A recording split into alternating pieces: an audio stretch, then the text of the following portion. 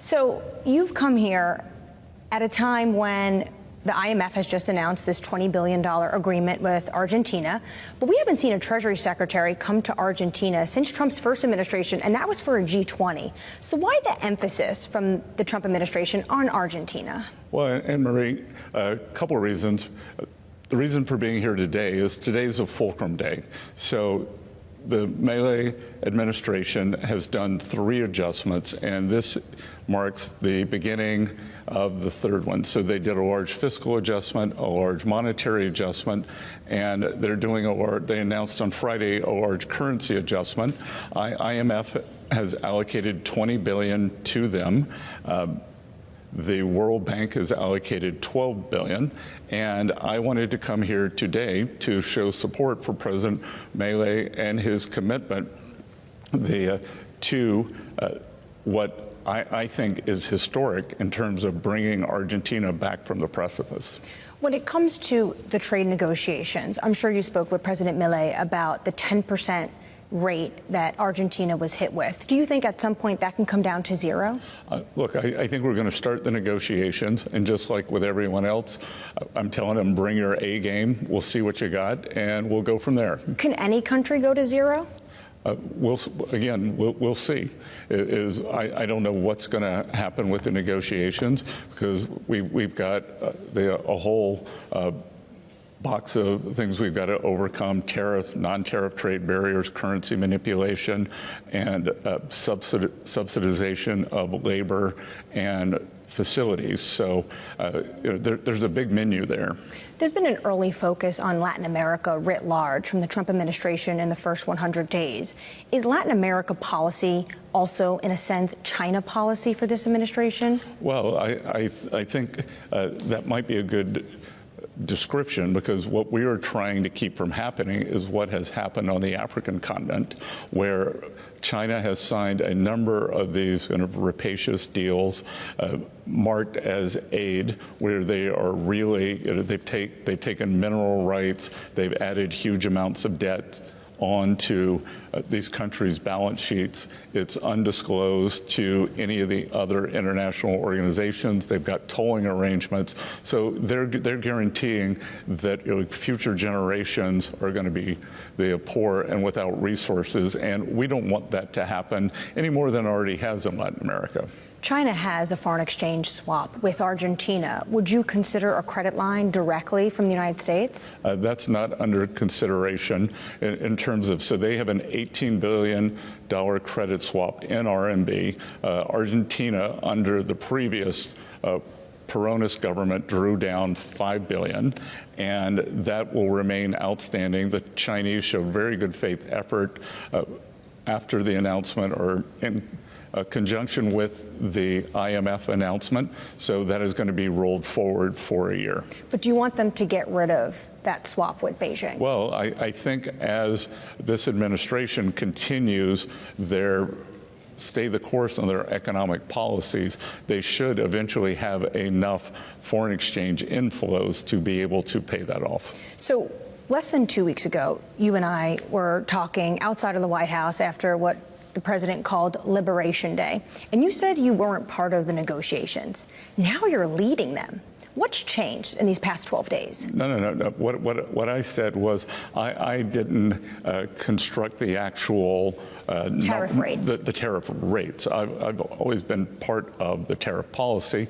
I had been focusing on tax. Maybe you want to talk about that later. That's going very well. And now with the trade negotiations, I'm going to be part of that. And the president has hit a 90-day pause button, and we are moving quickly with many of our most important trading partners. So we had Vietnam in last week.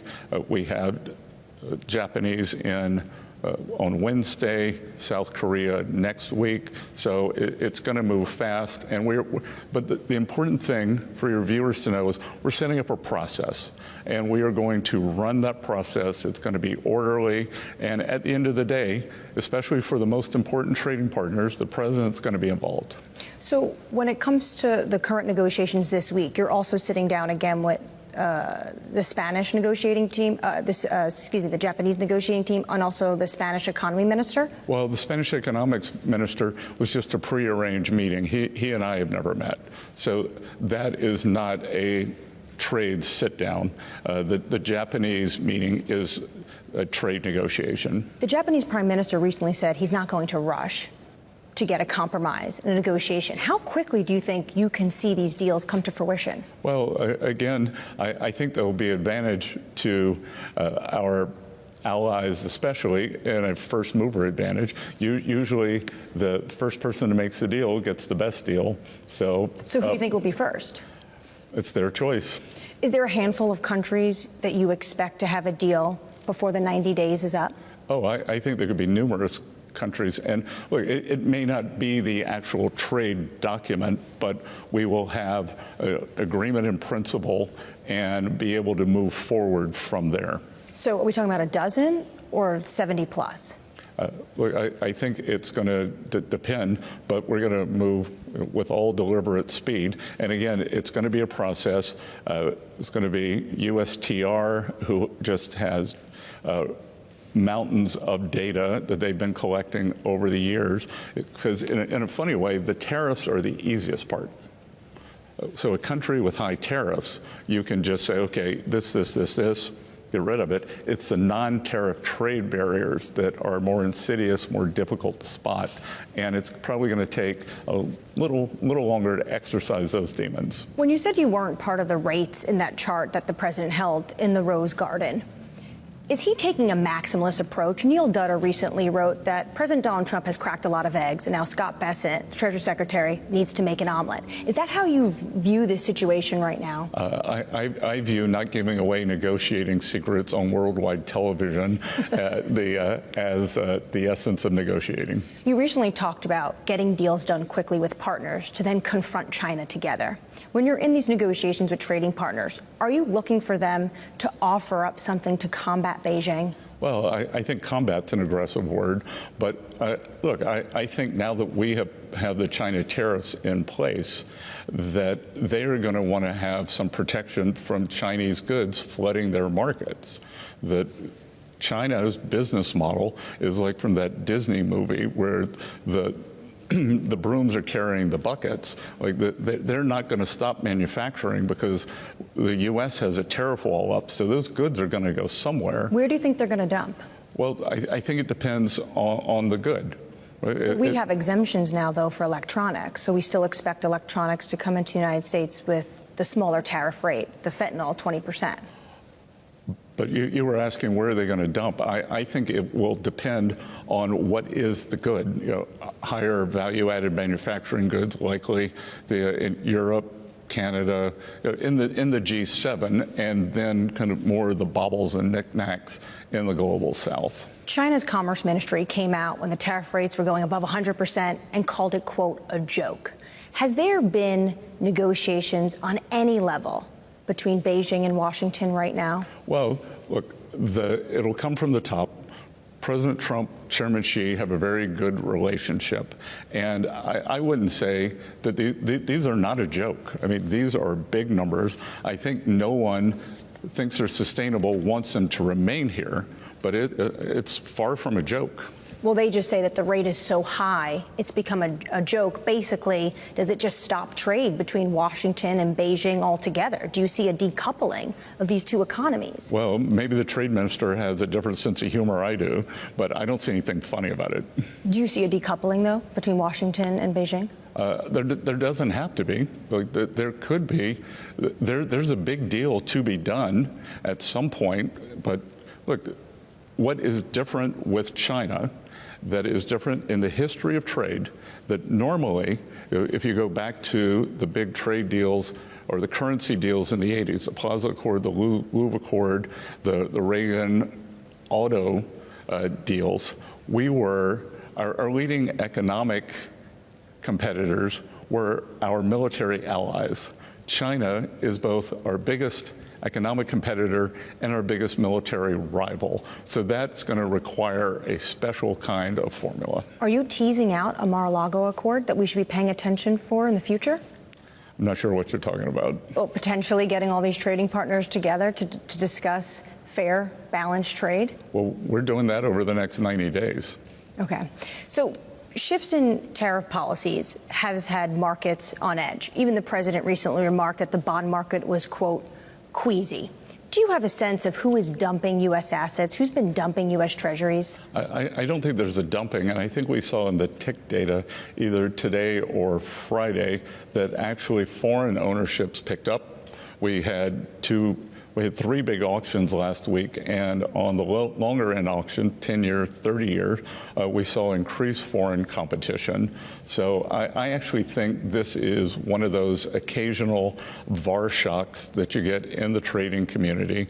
I think a lot of people got very leveraged, maybe out over their skis, and then you combine that with some real money selling, and you get these moves. So you don't think it's sovereigns, potentially it's hedge funds unwinding? I have no evidence that it's sovereigns. And look, Anne-Marie, not you, but the nature of journalism is to create a headline that 10 days ago, when 10-year yields hit 3.90, said, well, Secretary Bessent got what he wanted. He got 10-year yields down, but it's the wrong reason. Now, I forget what they hit on Friday, maybe 440 something. We saw a 50 basis move last week in 10-year yield at the same time that the dollar was weakening nearly 3%. How do you simultaneously look at that situation? It feels like investors are dumping U.S. assets. Well, look, I've learned that not to look at what happens over a week, right? Like, I, for better or worse, have lived through a lot of these things, and in trading, in one's personal trading history, it's the scar tissue that sticks with you the most. I can tell you exactly where I was standing in 1998 when the long-term capital, the debacle happened. That had nothing to do with anything other than a bunch of geniuses up in Greenwich who had too much leverage. So you're not concerned at this moment about the U.S. dollar or the U.S. Treasury losing safe haven asset? No. Look, we're still a global reserve currency. We are still a global reserve currency. We have a strong dollar policy. The dollar can go up and down. If you go and look back at President Trump's first term, I don't remember the exact number, but the dollar in 2017 went down, I can't remember, 7, 8, 9%, and then once the tax bill was done, took off for the remainder of his term. Have you spoken to the Fed at all about contingency plans, though, if financial stability risks flare up? Chair Powell and I have breakfast every week, and we discuss a wide range of things, and our staffs are always in contact. We have a markets room, they have a markets room, but and specifically, did we discuss some kind of a break the glass? I think we're a long way from that. So when was the last time you guys spoke? You had breakfast last week? We had breakfast last week, and it was an away game. I was over at the Fed. And no concern so far from the Fed chair and what he saw in the Treasury market? I think we would have heard from the Fed chair. I think we heard from Governor Collins of Boston on Friday. We heard from Governor Weller today on his thoughts on what tariffs mean. So it seems like business as usual. When it comes to the Fed chair, his term is up May 2026. So we're almost 12 months out from that. When are you going to start to think about and have these discussions with the president about who should lead the Fed? Well, we think about it all the time. I think when are we going to start the interviewing candidates? And that'll be sometime in the fall. In the fall. So about 6 months lead time. Yep. The U.S. Supreme Court recently came out with a ruling that the executive branch, the president, for now, could oust top officials at independent agencies. And that has some individuals in the market a little bit concerned about what this could mean for the independence of the Fed, which is really a cherished pillar of wanting to invest in America. Do you have any concern about potentially President Trump ousting Fed Chair Jay Powell or the independence of the Fed? Well, Anne-Marie, I've repeatedly said the Fed has two duties, and I believe that monetary policy is a jewel box that's got to be preserved, and then they have regulatory policies, and I think we can have more of a discussion because the Fed is one among three bank regulators. There's the Fed, controller of the currency, and the FDIC. So I think it's very easy to delineate between those two. So at the moment, no concern? No concern. When you talk to Fed Chair Jay Powell, at the moment it doesn't sound like they feel like the need to step in on this unraveling we saw last week with the bond market. Does the Treasury have any plans to do something if this was to become more unnerving? Well, look, the Treasury has lots of things we can do, and but again, I think we're a long way from that. But all options would be on the table? Sure. But again, we have a big toolkit that we can roll out. We do regular off-the-run buybacks. We could up the buybacks if we wanted. So. Just finally, I want to get your thoughts on something you told me, John, and Lisa in February, which was that in your old world, you would be that person with your ear against the door trying to understand what policymakers were doing so then you could predict where financial markets would go. In this moment where we hear from top executives constantly, today it was the Goldman Sachs CEO, last week it was Jamie Dimon, and this uncertainty, especially around tariff policy, what advice would you be giving to your old self? To look at the whole policy, because, again, not you, but others in the media can pick one factor. So right now it's tariff, but we have, you mentioned we have tax coming up. We have deregulation. So it's a mini the leg stool, and I would try to think about what's happening. The tariff sequencing was always going to be first. The tax bill's going very well, and I think I've been pleasantly surprised at how quickly that's moving along. And then deregulation from our area on the financial side and in the rest of the economy, that takes a little longer, but that will start kicking in September, October, in the fall, and those are going to be very powerful. I believe you described as a three-leg tool, and right now everyone is focused on one part of that leg, and that's the tariffs, as you say. But when it comes to the tax cuts, right now what the market is expecting and what could get done in Congress based on how slim the majority is for the Republicans is just an extension of current policy. I think that's wrong. I think that the underreported story in the media, the story that's fun to report, doesn't get reported enough, is the Democratic chaos, but the underreported story is the remarkable Republican unity led by President Trump. Speaker Johnson, on first try, got instructions out of the House for the budget. He passed a clean CR first try.